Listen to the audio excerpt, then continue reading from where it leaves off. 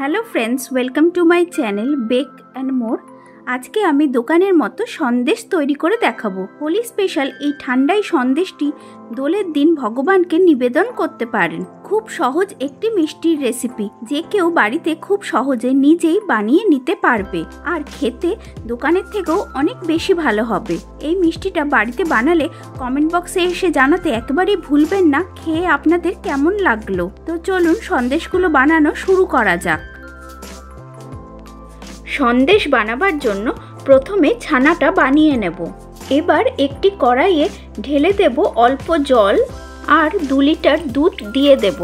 এবার গ্যাসটাকে অন করে দিয়ে হিটটাকে মিডিয়ামে রেখে আমি দুধটাকে ফুটতে দেব। এখানে আমি ফুল ফ্যাট দুধ ব্যবহার করেছি, আপনারা চাইলে টোন্ড মিল্কও ব্যবহার করতে পারেন। তবে ফুল ফ্যাট দুধে সন্দেশ বানালে সন্দেশগুলো খেতে বেশি ভালো লাগে। দেখুন দুধটা ফুটে গেছে। এবার আমি হিটটাকে বন্ধ করে দিলাম। এবার আমি 1 থেকে 2 মিনিট অপেক্ষা করব, যাতে দুধটা অল্প ঠান্ডা হয়ে যায়। প্রায় 2 মিনিট পরে দুধটা হালকা ঠান্ডা হলে এখানে আমি 4 বড় চামচ ভিনিগার আর 4 বড় চামচ নর্মাল রুম টেম্পারেচার জল একসাথে মিশিয়ে রেখেছি, সেটা দুধে দিয়ে ছানাটা কেটে নেব।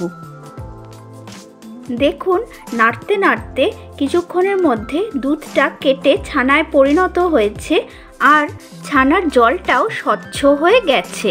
এবার ছানাটাকে আমি ছেঁকে নেব। তার জন্য একটি বাটির উপরে একটি ছাঁকনি আমি রেখে দিলাম ও তার উপরে একটি সুতির কাপড় বিছিয়ে দিলাম। এবার ছানাটাকে ছেঁকে নিচ্ছি।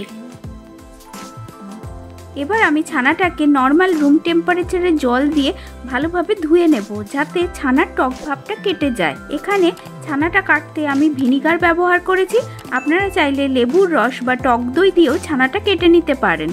এবার আমি একটু প্রেস করে করে ছানার মধ্যে যে জলটা আছে সেটাকে বের করে নেব। ছানার মধ্যে অতিরিক্ত জলটাকে বের করে নিতে হবে। এভাবে আমি ছানাটাকে কিছুক্ষণের জন্য রেখে দেব, যাতে ছানাটা থেকে সম্পূর্ণ জলটা বেরিয়ে যায় আর ছানাটাও সম্পূর্ণভাবে ঠান্ডা হয়ে যায়। এবার জল ঝরানো ছানাটাকে একটি বারকোশের মধ্যে নিয়ে নিলাম। এখানে আমার 300 গ্রাম ছানা হয়েছে। হাতের তালুর সাহায্যে এবার ছানাটাকে আমি ভালোভাবে বেটে নেব। আমার চ্যানেলে এর আগেও অনেক Holi special recipe already upload করা আছে, আপনারা যদি সেগুলো দেখতে চান তাহলে এই ভিডিওর উপরের আই কার্ডে আর নিচের ডেসক্রিপশন বক্সে আমি তার লিংক শেয়ার করব, আপনারা চাইলে দেখে নিতে পারেন।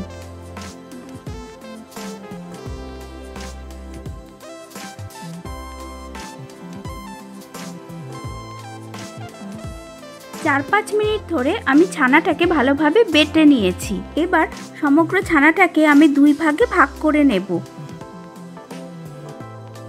এরপর একটি কড়াইয়ের মধ্যে 1 ভাগ ছানা ও 100 গ্রাম চিনি দিয়ে দিলাম। এরপর গ্যাসের ফ্লেমটা একদম লোতে করে ক্রমাগত নেড়ে নেড়ে পাক করতে হবে। আগুনটা এই সময় কোনোভাবেই বাড়ানো যাবে না।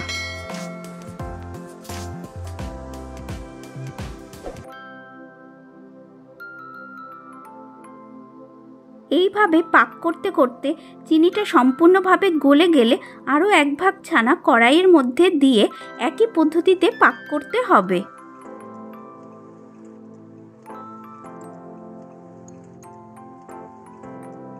এরপর ছানার পাক কিছুটা টেনে আসলে 1.5 বড় চামচ ঠান্ডাই পাউডার দিয়ে দিলাম।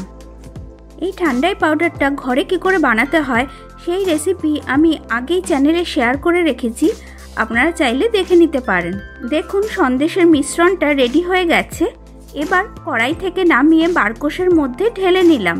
এখন কিছুক্ষণের জন্য এই সন্দেশের মিক্সচারটাকে আমি ঠান্ডা করে নেব। হালকা গরম অবস্থায় আবারও আমি হাতের তালু দিয়ে ছানাটাকে ভালোভাবে মালিশ করে নেব। দেখুন ভালোভাবে সন্দেশটা মালিশ হয়ে গেছে। এবার এর থেকে আমি সন্দেশ বানিয়ে নেব। আমি গোল বলের মতো বানাচ্ছি, আপনারা আপনাদের পছন্দ মতো সাইজে বানিয়ে নিতে পারেন। এইভাবে আমি সবগুলো সন্দেশ বানিয়ে নিলাম। সন্দেশগুলোকে আমি পেপার কাপের ওপর বসিয়ে দিলাম। এবার সন্দেশগুলোকে আমি সাজিয়ে নেব। এরকম একটি পেন্সিল নিয়েছি, এরকম পেন্সিল আপনাদের সকলের ঘরেই থাকে। কিছুটা ইয়েলো ফুড কালার জলে গুলে নিয়েছি। এবার ডিজাইন করে নেব।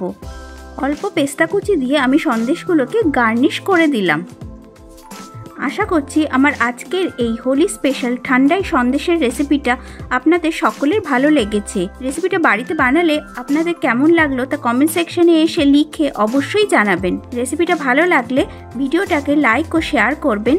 আর আমার চ্যানেলে নতুন বন্ধু হয়ে থাকলে আজই চ্যানেলটিকে সাবস্ক্রাইব করে পাশে থাকা বেল বাটনটি প্রেস করে অল করে নেবেন, যাতে আমি যখনই এরকম আরও নিত্য নতুন সুস্বাদু রেসিপির ভিডিও দেব তার নোটিফিকেশন আপনাদের মোবাইলে খুব তাড়াতাড়ি পৌঁছে যাবে। তাহলে আসি আজকে, টাটা।